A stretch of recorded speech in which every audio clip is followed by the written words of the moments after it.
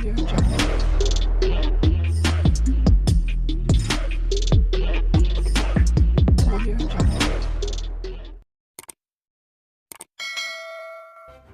kasih karena memilih channel ini. Sebelum kita mulakan video ini, sila pertimbangkan untuk menekan butang like, share, dan subscribe, dan aktifkan butang lonceng Anda agar Anda sentiasa mendapat info-info percuma pada setiap hari dari channel kami. Dan tinggalkan komen Anda karena komen Anda amatlah dihargai. Terima kasih. Alkisahnya, terbongkar cerita aman Palestina. EP ini bila mana Alif Ahmad II persoalkan mereka. Ia bermula pada tahun 2021. Yang ditanya kenapa 5 tahun tidak dihantar audit ke SSM, Suruhanjaya Syarikat Malaysia. Makanya mereka marahkan dia, terus klaim jawab dapat pengecualian dan boleh tunda hantar laporan. Bila disemak dengan SSM pula, rupanya EP temberang, tak pernah mohon apa. Maka mereka dikenakan kompaun. Mereka buat dek desakan orang awam, minta maaf pun tidak. Sejurus selepas itu, Mufti Perlis keluarkan arahan, tiada agensi bawah negeri Perlis boleh sumbang ke EP lagi. Maka bermulalah siasatan atas pelbagai aduan. Hujung tahun lepas, SPRM bertindak. Hasil siasatan ditemui sesawang web atau jaringan transaksi melalui syarikat proksi. Makanya 41 akaun dibeku melibatkan RM15 juta. Ketika itu, EP cukup berlagak. Peguamnya siap bagi kata dua kepada SPRM, lepaskan akaun atau mereka ambil tindakan. Fast forward 2 bulan, yang kena diambil tindakan bukan SPRM tetapi EP sendiri. Hari ini, pengerusi eksekutif EC, ketua pegawai eksekutif CEO, dan seorang pengarah mereka didakwa dengan 164 pertuduhan melibatkan penyelewengan dana RM85 juta. Antara yang termasuk dalam pertuduhan adalah dakwaan gubahan wang haram atau kata marhain cuci duit untuk beli 1 semidi mewah di Tropicana Selangor, 6 rumah kedai 3 tingkat di Ipoh, Keke dan Batu Pahat, 10 tanah lot di Hulu Selangor, 1 kilang di Bangi, 1 kereta Velfire dengan plat REH 2121, 131 kg jongkong emas. EP ini ialah crown jewel, permata ISMA Ikatan Muslimin Malaysia. Dah berpuluh-puluh tahun kutip dana. ISMA inilah yang terpenting dan terpaling kanan dalam perjuangan isu Melayu Islam. Banyak yang mereka salahkan orang. Now you have to face the music when the fat lady sings. Kita doakan keadilan ditegakkan bukan saja untuk rakyat Malaysia, tetapi juga rakyat Palestin. Alkisahnya, terbongkar cerita aman Palestin. EP ini bila mana Alif Ahmad II persoalkan mereka. Ia bermula pada tahun 2021. Yang ditanya kenapa 5 tahun tidak dihantar audit ke SSM, Suruhanjaya Syarikat Malaysia. Makanya mereka marahkan dia, terus klaim jawab dapat pengecualian dan boleh tunda hantar laporan.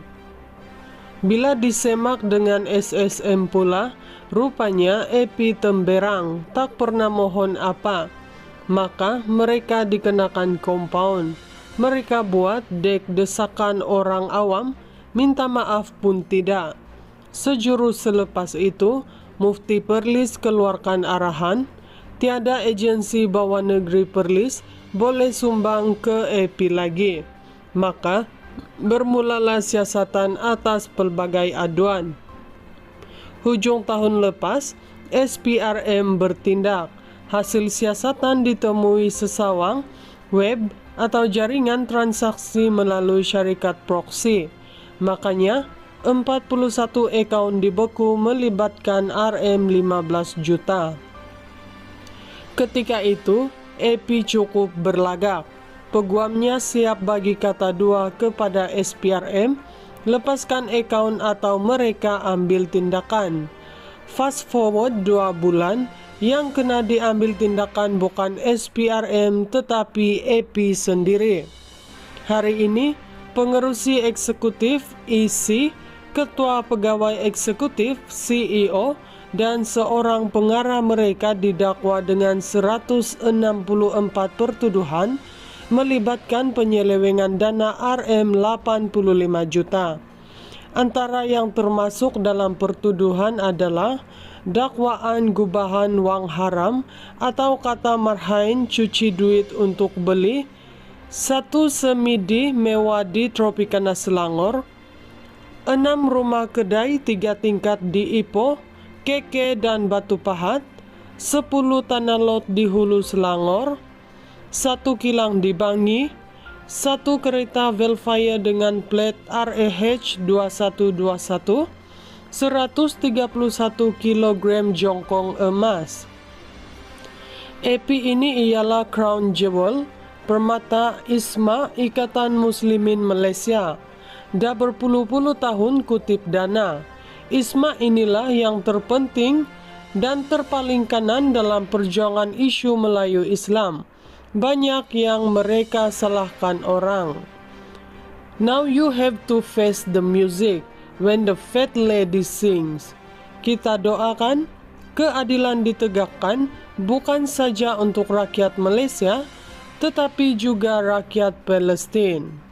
Alkisahnya, terbongkar cerita aman Palestin, EP ini bila mana Alif Ahmad II persoalkan mereka.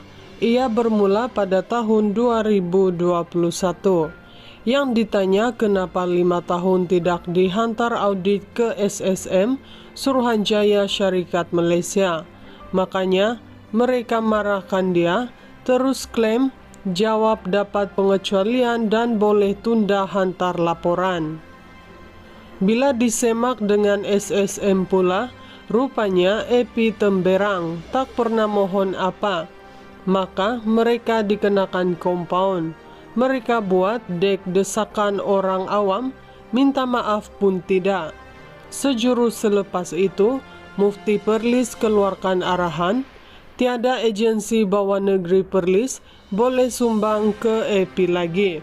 Maka, bermulalah siasatan atas pelbagai aduan. Hujung tahun lepas, SPRM bertindak. Hasil siasatan ditemui sesawang, web, atau jaringan transaksi melalui syarikat proxy. Makanya, 41 akun dibeku melibatkan Rm15 juta. Ketika itu, EP cukup berlagak. Peguamnya siap bagi kata dua kepada SPRM, lepaskan akun atau mereka ambil tindakan. Fast forward 2 bulan, yang kena diambil tindakan bukan SPRM tetapi EP sendiri. Hari ini, pengerusi eksekutif EC, ketua pegawai eksekutif CEO, dan seorang pengarah mereka didakwa dengan 164 pertuduhan melibatkan penyelewengan dana Rm85 juta. Antara yang termasuk dalam pertuduhan adalah dakwaan gubahan wang haram atau kata marhain cuci duit untuk beli 1 semidi mewah di Tropicana Selangor, 6 rumah kedai 3 tingkat di Ipoh, Keke dan Batu Pahat, 10 tanah lot di Hulu Selangor, 1 kilang di Bangi, 1 kereta Velfire dengan plat REH 2121, 131 kg jongkong emas. EP ini ialah crown jewel, permata ISMA Ikatan Muslimin Malaysia. Dah berpuluh-puluh tahun kutip dana. ISMA inilah yang terpenting dan terpaling kanan dalam perjuangan isu Melayu Islam. Banyak yang mereka salahkan orang. Now you have to face the music when the fat lady sings. Kita doakan keadilan ditegakkan bukan saja untuk rakyat Malaysia, tetapi juga rakyat Palestin.